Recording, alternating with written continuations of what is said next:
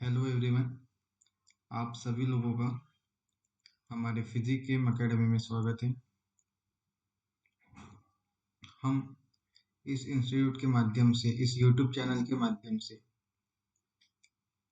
IIT jam exam की preparation करवाते हैं और इसी के साथ साथ बीएचयू, डीयू, जेस्ट, गेट भी बोल सकते हो आप।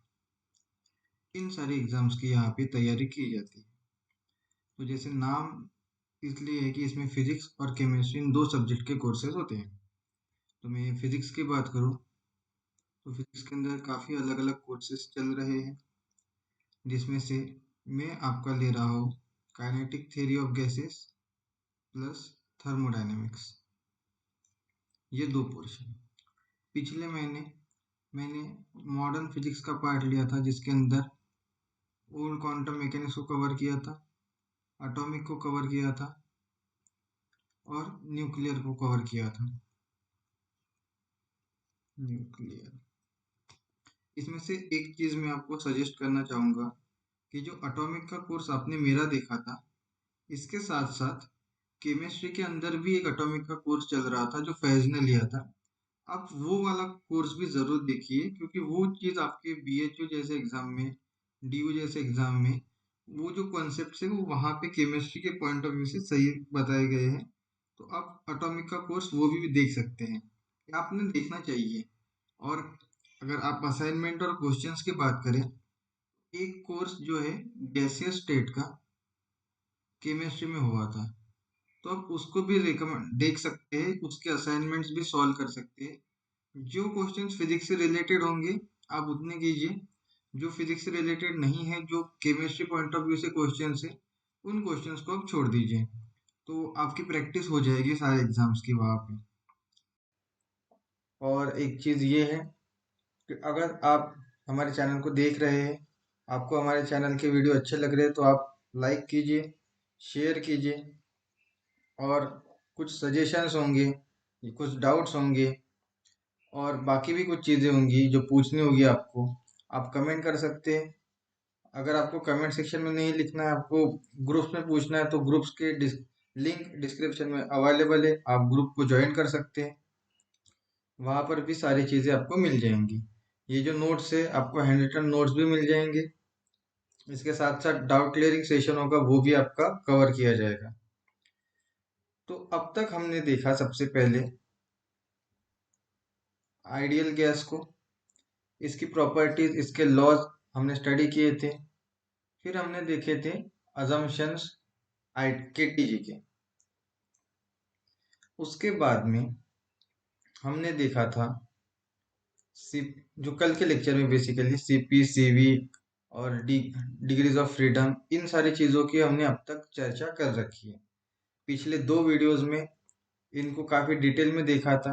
अगर आपको किसी डाउट है किसी टॉपिक के अंदर, आप कमेंट कीजिए कि ये चीज़ यहाँ पे नहीं समझी है, तो उसके ऊपर हम लोग कुछ करेंगे, उसका डाउट क्लियरिंग सेशन भी आ जाएगा, वो कंसेप्ट और अच्छे से करवाया जाएगा। और आपको मैंने कल एक होमवर्क दिया था कि जो डेरिवेशन था मैक्सवेल्स इक्वेशन का, जो मैक्सवेल स्पीड डिस्ट्रीब्यूशन आता है, बेसिकली इक्वेशन है डिस्ट्रीब्यूशन, तो वो आपको करने को बोला था। तो आशा करता हूँ कि आप लोगों ने ये एक होमवर्क कर रखा होगा। और आज हम देखेंगे रियल गैस को। तो बेसिकली हमने, जब मैंने पहला लेक्चर लिया था, उसमें कहा था कि हम हर चीज़ को आइडियल मान के चलते हैं और कुछ अजम्पशंस बना लेते हैं, बट प्रैक्टिकली कोई भी चीज़ आइडियल नहीं हो सकती। जो प्रैक्टिकल चीज़ें, जो रियल चीज़ें, वो काफ़ी अलग होती है। तो अब रियल गैस क्या है, उसके अजम्पशंस क्या है। तो जब हम आइडियल गैस की बात करते हैं, तो वहां पे जो पार्टिकल का साइज है, मॉलिक्यूल का साइज है, वो पॉइंट है, माइन्यूट।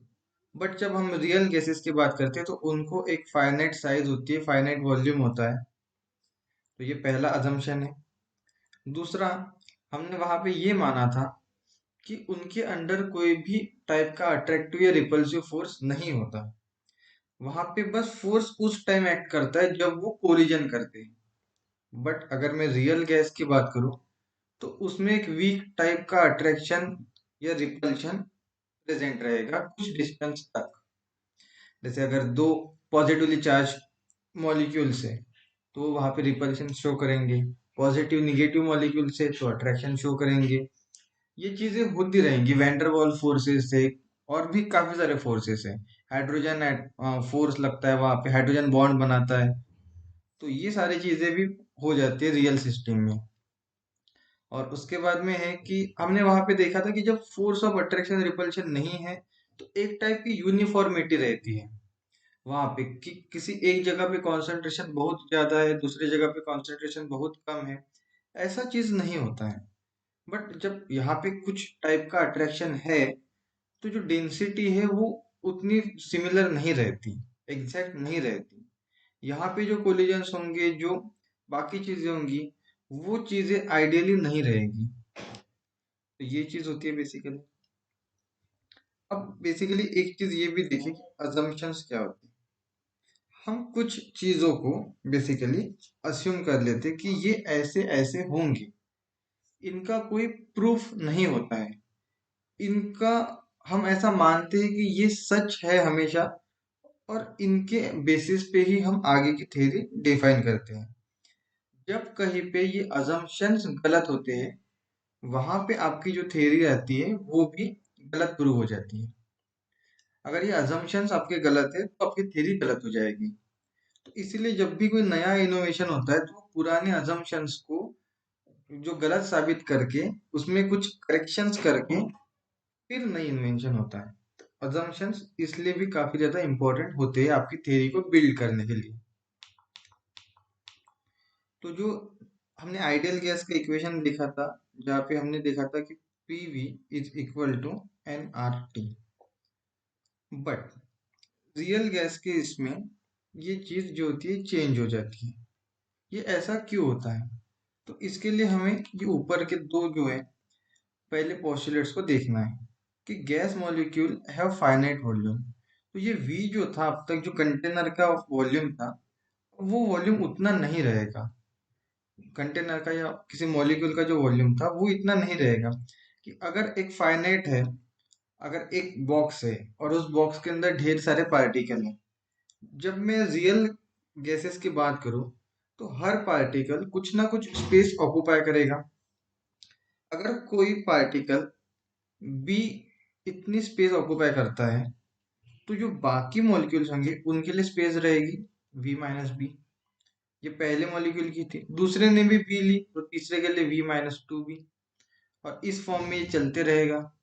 तो हमेशा एक वॉल्यूम पूरा नहीं रहेगा, वॉल्यूम में कुछ हद तक कमी आएगी। तो इसलिए ये चीज यहाँ पे देखी गई। और उनके अंदर जब इंटरेक्शन है तो उसकी वजह से कुछ एडिशनल प्रेशर बिल्डअप होगा। वो एडिशनल प्रेशर होगा ए अपॉन वी स्क्वेयर। ये वी है आपका वॉल्यूम, ठीक है। और ये चीज मेजर की थी वैंडर वॉल ने सबसे पहले, और उसने फिर इनको फॉर्मुलाइज करके दे दिया। ये फॉर्मूलेज एग्जाम में सीधे सीधे पूछे जाते हैं, इनको आप रट्टा मार सकते हो। इसका डेरिवेशन है कि जहाँ पे वो एक मॉलिक्यूल की साइज लेता है, फिर उसका आर क्यूब के फॉर्म में, फिर उस रेडियस में कोई और नहीं आता, और वहां से इसको डिराइव कर सकते हो आप। लेकिन बेसिक चीज जो यूज की है वो यही की है कि एक फाइनाइट वॉल्यूम जो ऑक्यूपाई करता है, और इंटरेक्शन की वजह से जो एक्स्ट्रा प्रेशर बिल्ड होता है। तो एक मॉलिक्यूल की मैं बात करूँ तो वहां पे आता है आपका equation P plus a by V square into V minus b is equal to R T. अगर n मॉलिक्यूल्स की बात करो तो यहाँ पे n स्क्वेयर की टर्म आएगी और यहाँ पे n की टर्म आएगी। ये a और b ये है आपके कांस्टेंट, इनकी वैल्यू आगे निकल के आ जाएगी, हम देखेंगे। अब इसमें जब ये डेरिवेशन है ये रियल गैस का, अब आपको एक चीज पता है कि जब आपका प्रेशर लो हो और टेम्परेचर हाई हो, ये कंडीशन हो, तो आपका जो रियल गैस है वो आइडियल गैस की तरह बिहेव करता है, ठीक है। तो अब हम बहुत कम प्रेशर लेंगे। अगर प्रेशर बहुत कम है तो इन दैट केस V आपका बहुत बड़ा होगा। क्यों? क्योंकि P जो है वो इनवर्सली प्रोपोर्शनल है V के। अगर P बहुत कम है, ये बहुत कम कब आएगा? जब आपका V बहुत ज्यादा रहेगा। P की वैल्यू सबसे कम रहेगी। समझो P जो है अभी 10 है और P जो है अभी 1 है। फॉर इंस्टेंस इस टाइम पे V1 था, तो यहाँ पे V क्या हो जाएगा? 10, क्योंकि अल्टीमेटली P भी तो कांस्टेंट रहेगा। ठीक है, तो जब V काफी बड़ा होगा तो हम B को निग्लेक्ट कर देंगे। पहली बात, जब V मेरा काफी बड़ा है तो मैं B को निग्लेक्ट कर सकता हूँ, तो मेरा खाली V रहेगा। और जब मेरा V बड़ा है तो V स्क्वेयर उससे काफी बड़ा आएगा। तो जब V स्क्वेयर काफी बड़ा आएगा तो 1/V स्क्वेयर काफी छोटा आएगा, तो इसको भी मैं निग्लेक्ट कर सकता हूँ।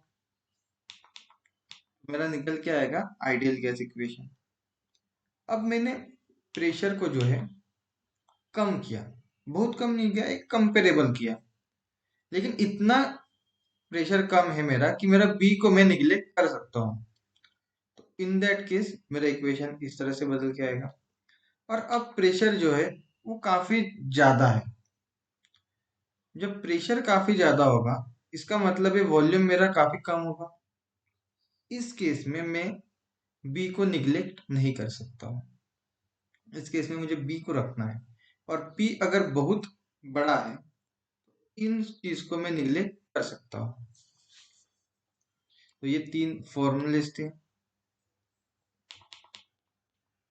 इसके बाद अब कुछ क्रिटिकल कांस्टेंट्स की मैं बात करूँ यहाँ पे, जैसे बॉयल्स टेम्परेचर होता है कि बॉयल्स टेम्परेचर को टीबी से डिनोट करते हैं और ये दिया जाता है A/RB से। अब ये क्रिटिकल टेम्परेचर क्रिटिकल वॉल्यूम क्या है ये हम आगे देखेंगे, इसकी पूरी डेफिनेशन लिखी हुई है।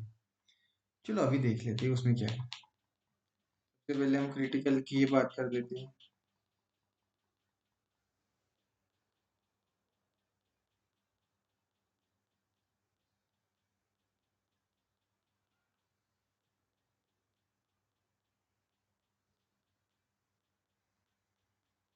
इस चीज में थर्मोडायनेमिक्स में आपको ढेर सारे फॉर्मूलेज मिले, तो आप उनको नोट कर रहे होंगे ऐसे मैं आशा करता हूँ।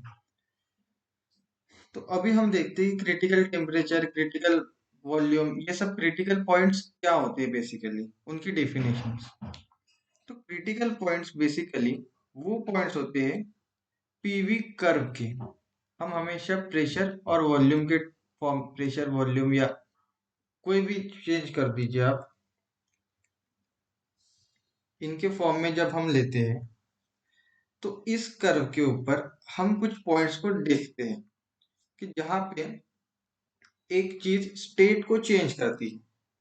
क्रिटिकल पॉइंट्स का मतलब होता है कि पीवी कर्व के ऊपर ऐसे पॉइंट्स कि जहां पे आपका मैटर जो है वो स्टेट को चेंज करता है।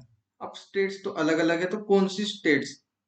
तो जब मेरा गैस से लिक्विड कन्वर्ट होगा तो उसे कहा जाता है कि क्रिटिकल पॉइंट, कि जिस पॉइंट पे मेरा लिक्विड से मतलब गैस से लिक्विड बना मेरा मैटर, वो पॉइंट को मैं कहूंगा क्रिटिकल पॉइंट। जिस टेम्परेचर पे वो गैस लिक्विफाई होगा उसे कहेंगे हम क्रिटिकल टेम्परेचर।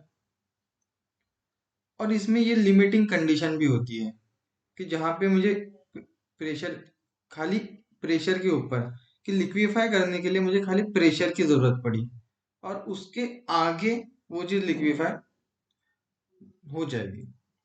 ये एक चीज यहाँ पे आप थोड़ा सा ध्यान से रखना, इसके ऊपर क्वेश्चंस हमेशा रहते हैं कंफ्यूज करने के लिए। यहाँ पे ये डेफिनेशन बहुत ध्यान से पढ़ना, और ये एग्जाम में बहुत कंफ्यूजन क्रिएट करती है ऑप्शन जब बनते हैं तो। सेम कि जिस प्रेशर पे वो लिक्विफाई हुआ है उसे कहा जाएगा क्रिटिकल प्रेशर, वो मिनिमम प्रेशर होगा। जिस वॉल्यूम पे वो कन्वर्ट हुआ है और उस टाइम पे जो मेरा क्रिटिकल प्रेशर और क्रिटिकल टेम्परेचर होंगे, क्योंकि आपको पता है PV is equal to RT। अगर ये मेरा क्रिटिकल है, ये मेरा क्रिटिकल है, तो वॉल्यूम मेरा अपने आप क्रिटिकल बन जाएगा।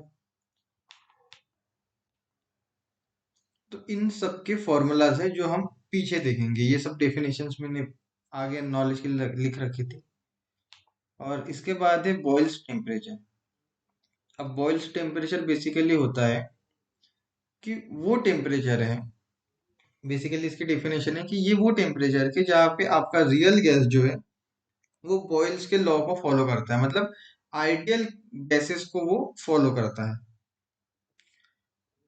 तो यहाँ पे जो है पीवी कर्व और पी, इनके बीच में एक रिलेशन कांस्टेंट रहता है, इस तरह से पीवी पी कांस्टेंट, इस तरह से ये होता है इसका ग्राफ। और ये basically real gases ideal gas law जो है वो फॉलो करते हैं इस टेम्परेचर के ऊपर। ये फॉर्मूला भी आप लिख लीजिए। हम्म, अभी हम मूव करते हैं आगे की तरफ हमारे।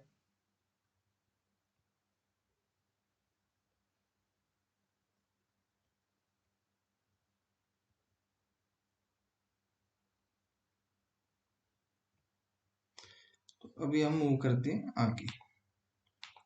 तो हमने बॉयल्स टेम्परेचर देखा कि क्या है, क्रिटिकल टेम्परेचर, क्रिटिकल वॉल्यूम, इन सब की डिफिनेशन देखे। जब आप वो डेरिवेशन जो मैंने आपको फिर से होमवर्क दिया है वो देखेंगे तो उसके अंदर से आपकी ये सारी चीजें निकल के आ जाएंगी। आपको ये फॉर्मूले सीधा याद रखने हैं, एग्जाम में सीधे पूछे गए हैं कि बॉयल्स टेम्परेचर आपका E/RB, critical temperature 8A/27 RB, critical volume 3B, critical pressure A/27B²। और जब इन सबको आप मिलाते हो तो आपका निकल के आता है कोई क्रिटिकल कोएफिशिएंट सीसी। ये दिया जाता है RTC/PCVC। जब इन सारी वैल्यूज को आप डालते हो यहाँ पे तो आपका आंसर निकल के आता है 8/3, नियरली आप 2.66 बोल सकते हो। और एक चीज होती है कंप्रेसिबिलिटी फैक्टर की, जो होता है इसका इनवर्स।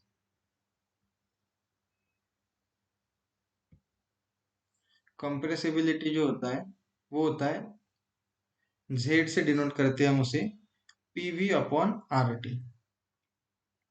एग्जाम में आपको वो इस तरह से क्वेश्चन पूछ सकता है कि कॉम्प्रेसिबिलिटी किसी की Z1 की ये है समथिंग वैल्यू दे रखेगा, Z2 की कितनी होगी अगर उसका प्रेशर वॉल्यूम चेंज होता है, टेम्परेचर चेंज होता है तो क्या रहेगा। या यहाँ से दे देगा कि इनिशियल कॉम्प्रेसिबिलिटी इतनी थी, फिर उसका प्रेशर और वॉल्यूम चेंज हुआ तो फाइनल टेम्परेचर कितना होगा। ऐसे क्वेश्चंस बन सकते हैं। ऐसे ही क्वेश्चंस वो पूछेगा आपको गुमराह करने के लिए, बस कॉम्प्रेसिबिलिटी बोल देगा या क्रिटिकल कोएफिशिएंट बोल देगा या क्रिटिकल कोएफिशिएंट की सीधा वैल्यू पूछ लेगा। और ये एक चीज जो कल बताना रह गई थी कि जो वाइब्रेशनल मोड्स होते हैं, अगर कोई लीनियर मॉलिक्यूल है इस तरह से, उस केस में 3n-5 रहेगी। अगर नॉन लीनियर है उस केस में 3n-6 रहेगी। वहां पे तीन रोटेशनल और तीन वाइब्रेशनल, तीन रोटेशनल और तीन ट्रांसलेशनल मोड एक्टिव रहेंगे।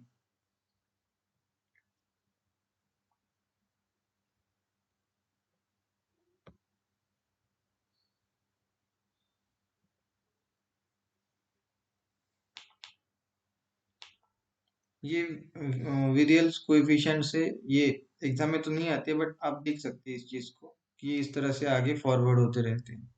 जो नॉर्मल सीरीज होती है बस ये वही सीरीज है। फिर हम अब देखते हैं कि डिफरेंस क्या होगा आइडियल और रियल गैस के अंदर।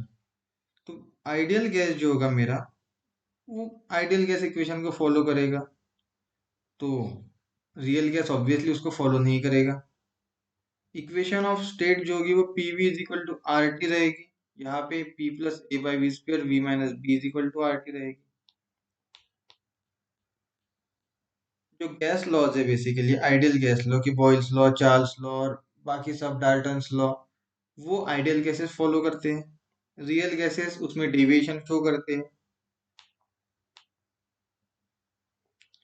जब आप सिमिलर कंडीशंस को अप्लाई करते हैं तो प्रेशर वॉल्यूम वही रहते हैं।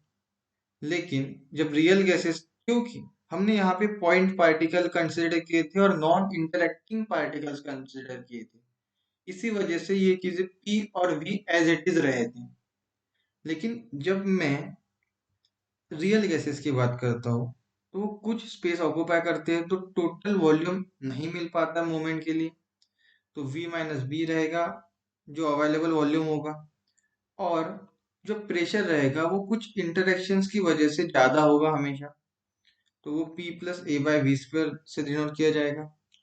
अब एक चीज आपको यहाँ पे बतानी है कि ए और बी के जो वैल्यूज हैं, जब आप क्रिटिकल कोएफिशिएंट को जब आप सॉल्व करते हो तो उसी से निकल के आती है ए की और बी की वैल्यू। ये ए और बी की वैल्यूज है, ये दोनों ही कांस्टेंट है। वी के डायमेंशंस आपके वॉल्यूम से डिनोट इक्वेट रहेंगे, और एक रहेगा आपका पी वी स्क्वेयर के बराबर इसके डायमेंशंस। क्योंकि आपको पता है जो भी चीजें डायमेंशनली इक्विवेलेंट होती है हम उन्हें ही ऐड या सब्ट्रैक्ट कर सकते हैं। जैसे अगर मुझे 1 kg मास को ऐड करना है तो मैं मास के साथ कोई मास को ही ऐड करूंगा या सब्ट्रैक्ट करूंगा। मैं ऐसे तो नहीं होगा कि मास के साथ लेंथ को ले रहा हूँ, मास प्लस लेंथ लेके मेरे को टाइम मिला है, ऐसे तो नहीं होगा मेरा। जैसे अगर मुझे एप्पल्स को डिस्ट्रीब्यूट करना है सबको, तो एप्पल्स को ही सेपरेट करूंगा मैं। अभी ऐसे नहीं बोलूंगा कि हाँ 2 एप्पल्स कम है तो मैं किसी को अमरूद दे देता हूँ, ऐसे तो नहीं होगा। तो यहाँ पे डायमेंशनलिटी, क्योंकि P plus a by V square है, ए बाय वी स्क्वेयर का डायमेंशन प्रेशर के बराबर है, तो ए का डायमेंशन पी वी स्क्वेयर के बराबर होगा। वी माइनस बी का डायमेंशन वॉल्यूम के बराबर है, तो बी का वॉल्यूम के बराबर आएगा। तो अभी हम चलते हैं फिर से अपने मेन डिफरेंस के ऊपर कि क्या है डिफरेंस। तो अब यहाँ पे देखते हैं कि स्पेसिफिक हीट जो होती है वो टेम्परेचर के ऊपर डिपेंड नहीं करती है। जो हमने कल देखा था वीडियो में, उसके अंदर स्पेसिफिक हीट को डिराइव किया था हमने, फॉर्मूलाज और वो ये सब चीजें की थी। तो जब हम स्पेसिफिक हीट किसी आइडियल गैस की निकालते हैं तो वहां पे टेम्परेचर का रिसेम्बलेंस नहीं आता है। आपने देखा होगा CV3/2 R 5/2 R, इस फॉर्म में यहाँ पे टी नहीं है, ये कांस्टेंट है। लेकिन जब आप किसी रियल गैस की बात करते हो तो वहां पे टेम्परेचर का डिपेंडेंस आता है। तो यहाँ पे जो CV निकल के आता है वो A T³ प्लस BT इस फॉर्म में आता है। जब आप यहाँ पे हीट या बाकी सब चीजें निकालते हो तो इसके आसपास ऐसे रिलेशन में ये बनता है। जब आप इंटरनल एनर्जी निकालते हो किसी आइडियल गैस की तो वो खाली टेम्परेचर के डिपेंडेंस में रहती है, इस फॉर्म से आप निकाल सकते हो। और जब आप आइडियल गैस की रियल गैस की बात करते हो तो वो वॉल्यूम के ऊपर भी डिपेंड करती है। तो क्वेश्चन ऐसे ही पूछा जाता है कि आइडियल गैस मतलब कोई आइडियल गैस है जिसका वॉल्यूम इनिशियल वी था जो कि अभी 4V हुआ है, तो अभी उसके इंटरनल एनर्जी के ऊपर क्या अफेक्ट हुआ है। तो बोल देंगे 4 टाइम्स हुआ है, 2 टाइम्स हुआ है, सेम रहा है, या आधा हो गया। ऐसे ऑप्शंस रहेंगे तो सेम रहा है, क्योंकि इंटरनल एनर्जी आइडियल गैस की वॉल्यूम इंडिपेंडेंट है। लेकिन अगर रियल गैस की बात करें वहां पे वो डिपेंड करती है कि कोई भी गैस अगर बहुत हाई टेम्परेचर दिए जाए और बहुत कम प्रेशर हो तो वो आइडियल गैस की तरह बिहेव करता है। लेकिन अगर मैं कंडीशन उल्टी कर दूं कि टेम्परेचर काफी कम है और प्रेशर काफी ज्यादा है, तो वहां पे वो रियल गैस की तरह बिहेव करेंगे। और जूल थॉमसन लॉ जो है वो आइडियल गैस कंप्लीटली फॉलो करते हैं जबकि रियल गैसेस नहीं फॉलो करते हैं। उसके बाद जो है ब्राउनियन मोशन का कंसेप्ट है, लेकिन ये एग्जाम में नहीं आता है, आप इसको सीधा स्किप कर सकते हैं। इसको बिल्कुल छोड़ दीजिए, इसमें कुछ ना ही इसके अंदर कोई क्वेश्चन है ना ही कुछ चीजें। बस एक चीज आप वैसे ध्यान रख सकते हैं कि ब्राउनियन मोशन बेसिकली होता है किसी मॉलिक्यूल्स का किसी पर्टिकुलर फ्लूइड मीडियम में, या तो वाटर हो, एयर हो, या कोई लिक्विड और हो, उसके अंदर जो zigzag मोशन होगा, जो रैंडमनेस होगी मोशन में, उसको बताती है ब्राउनियन मोशन। ये बेसिकली इसका मोटिव है। तो इसी के ऊपर जब हमको यहाँ पे जो देखना है, ये सब चीजें, ये बेसिक प्रॉपर्टीज जो है, ये आप देख सकते हैं यहाँ पे। ये सब ये पेपर में नहीं आएगा, तो आप स्किप कर सकते हैं इसको। Mean free path.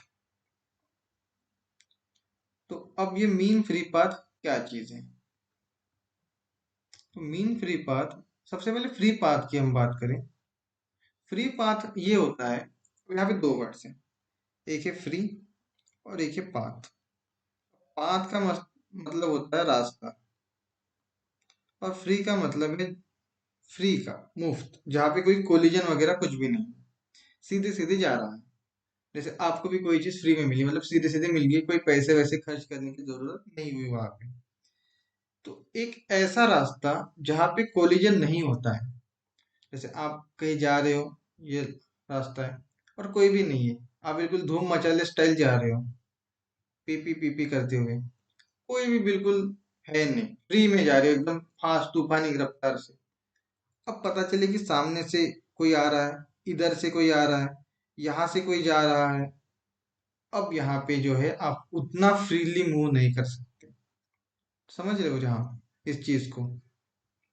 तो ये बेसिकली वही चीज है कि ये आपकी बात होगी, यही चीज मॉलिक्यूल्स को भी अप्लाई होगी, कि मॉलिक्यूल्स को भी जो है फ्रीली, कहाँ तक वो विदाउट कोलिजन ट्रेवल कर रहे हैं।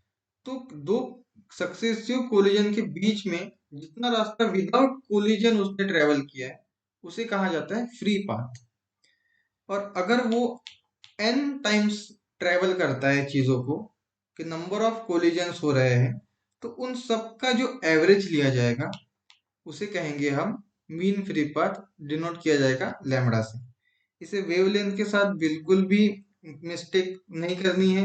ये थर्मोडायनेमिक्स के अंदर आपका ये है मीन फ्री पाथ। गलती से कहीं आपने लैम्बडा देख लिया, तो उसको सी बाय न्यू से इक्वेट करके सॉल्व कर देंगे, तो गलत हो जाएगा। कि आप बोलेंगे कि लैम्बडा फाइंड आउट करो, कैलकुलेट करो, फिर बोलेंगे कि फ्रीक्वेंसी नहीं दे रखी थी, कैसे कैलकुलेट करेंगे हम? यहाँ पे कंफ्यूज नहीं होना है। और ये जो है टाइम है, एवरेज टाइम, इसको एवरेज टाइम ये होता है कि जितने भी कोलिजन्स हो रहे हैं, सारे कोलिजन्स के बीच में जो जो टाइम हुआ है, उन सारे टाइम का एवरेज। और इसको दिया जाता है के बी टी अपॉन √2 पाई डी स्क्वेयर पी और वी एवरेज। ये भी क्योंकि एवरेज है, तो यहाँ पर भी एवरेज आया। ये डी आपकी डेंसिटी है जो पेपर में दी रहेगी, पी तो आपका प्रेशर है। तो आप होशियार है। और इसके ऊपर कुछ फॉर्मूलाज हैं, जैसे पहला फॉर्मूला छोड़ दीजिए, ये फॉर्मूले 2 और 3, इसे आप स्टार बना के लिख लीजिएगा। इसके ऊपर एग्जाम में क्वेश्चंस है, सीधे क्वेश्चंस हैं, सीधे, कि lambda is equal to 1/√2 pi d square n. N है मेरा number density, that is number of molecules per unit volume. D जो है, ये मेरे डायमीटर है, डेंसिटी नहीं है, सॉरी। डी मेरे डायमीटर है मॉलिक्यूल की। तो अब यहाँ पे क्वेश्चन बनेगा, तो यहाँ से एक देख लीजिए आप, नंबर ऑफ मॉलिक्यूल कांस्टेंट है, समझो मैं एवोगाड्रोस नंबर जितने ले रहा हूँ, तो ये कांस्टेंट हो गया। तो लैम्बडा जो है डायरेक्टली प्रोपोर्शनल टू वी है, inversely proportional to d square है। वी के डायरेक्ट प्रोपोर्शन में कौन है? टेम्परेचर। इनवर्स प्रोपोर्शन में प्रेशर, टी। ये रिलेशन आप अलग से नोट कर लीजिए, इसके ऊपर सीधे क्वेश्चन होंगे कि वॉल्यूम अगर डबल होता है तो लैम्बडा में क्या चेंज आएगा, अगर लैम्बडा कांस्टेंट है और वॉल्यूम 4 गुना बढ़ता है तो डी में क्या चेंज आएगा, प्रेशर में क्या चेंज आएगा, इस तरह से। और ये फॉर्मूला आप कुछ हद तक याद रख सकते हैं, क्योंकि यहाँ पे मास के ऊपर नहीं लेकिन डेंसिटी के ऊपर वो क्वेश्चन आ सकता है, तो ये उतना इम्पोर्टेंट नहीं है, लेकिन आप ध्यान रख सकते हो। ये बाकी सारे अलग अलग फॉर्मूलाज है जिसके ऊपर आमतौर पे क्वेश्चन नहीं पूछा है, लेकिन ये चीज आपके ऊपर लिखी हुई रहेगी तो ठीक रहेगा। बाकी तो अब हर चीज हो गई है यहाँ पे बताते हुए। तो एक चीज मैं आपको आखिरी बता दूं जाते जाते, कि जो आपका केटीजी, थर्मो और स्टैट का पोर्शन है, ये तीनों मिला के टोटल एग्जाम में आता है 10 से 13 मार्क्स, जिसके अंदर स्टैट मैक का वेटेज होता है 2 से 3 मार्क्स का। आपका जो केटीजी है उसका वेटेज होता है, यहाँ पे लिखता हूँ, केटीजी का जो वेटेज होता है वो 3 से लेके 5 नंबर तक का रहता है, तो 6-7 नंबर हो गए यहाँ पे। और बाकी जो वेटेज होता है जो होता है थर्मोडायनेमिक्स के ऊपर, 7 हो गए, मतलब यहाँ पे 6, 5, 5 से लेके 7 नंबर तक का जो वेटेज होता है वो होता है थर्मोडायनेमिक्स के ऊपर। तो अब तक हमने जो कवर किया है उसमें आपके ये 3 से 5 नंबर कवर हुए हैं। मैं स्पेसिफिकली जैम की बात कर रहा हूँ, मैंने बाकी एग्जाम का इतना एनालिसिस नहीं किया है, लेकिन ऑलमोस्ट इसी तरह से पेपर में रहता है। इस पोर्शन का वेटेज किसी भी एग्जाम में बहुत ज़्यादा नहीं रहता। ऑलमोस्ट अगर 100 नंबर का एग्जाम है तो ये 10 से 13% वेटेज रखता है सारे ही एग्जाम्स में। Exam to exam plus minus होगा इसके अंदर कुछ ना कुछ। जैम जैसे एग्जाम में ये 10 से 13 नंबर का रहता है, जिसके अंदर उसका वेटेज भी मैंने आज आपको बता दिया। और मैंने जो पोर्शन कवर किया है वो 3 से 5 नंबर का अब तक 3 लेक्चर में कवर कर दिया है। आने वाली वीडियोस में इसके ऊपर हम ढेर सारे क्वेश्चंस करेंगे, मैं अलग अलग एंट्रेंस से क्वेश्चंस पिक करके आपको बताऊंगा। और बाकी होमवर्क है आपके लिए कि आप ऐसे क्वेश्चंस को प्रैक्टिस कीजिए, क्योंकि ये टॉपिक जो है आप 12th से पढ़ते आ रहे हैं, ये आपके बीएससी में भी है। जो नॉर्मल बीएससी करते हैं उनको भी ये टॉपिक फिजिक्स में भी आएगा, केमिस्ट्री में भी आएगा। ये 12th में भी फिजिक्स में भी था, केमिस्ट्री में भी था। तो इस टॉपिक के ऊपर आपको जेई से लेके नीट से लेके जैम तक के सारे क्वेश्चंस आप अटेम्प्ट कर सकते हो, क्योंकि ये टॉपिक सेम है जो आपने अगर जेई की प्रिपरेशन की होगी या नीट की प्रिपरेशन की होगी, वो कंसेप्ट और ये कंसेप्ट लिटरली सेम है। केटीजी में कुछ भी एक्स्ट्रा नहीं है, हर चीज यही से है। थर्मोडायनेमिक्स का भी ऑलमोस्ट 80 to 85% पार्ट सेम है, जो वर्क डन और बाकी सारी चीजें एंट्रोपी वगैरह हम देखते हैं। बस मैक्सवेल्स इक्वेशन और कुछ चीजें जो है वो अलग है, जो 12th में नहीं मिलेंगी। तो इनके लिए आप वो वाले असाइनमेंट्स, वो वाले क्वेश्चंस भी देख सकते हो जो आपके पास शायद ऑलरेडी होंगे। तो आशा करता हूँ कि आपको ये वीडियो अच्छा लगा होगा। अच्छा लगता है तो आप लाइक कीजिए, नीचे कमेंट कीजिए, अपने दोस्तों के साथ शेयर कीजिए, हमारे फैमिली का एक पार्ट बनिए, हमारे चैनल को सब्सक्राइब कीजिए, ग्रुप्स में आइए, पूछिए, मिल के तैयारी कीजिए और अच्छे आईआईटी में अगले साल एडमिशन लीजिए। तब तक के लिए थैंक यू, गुड नाइट।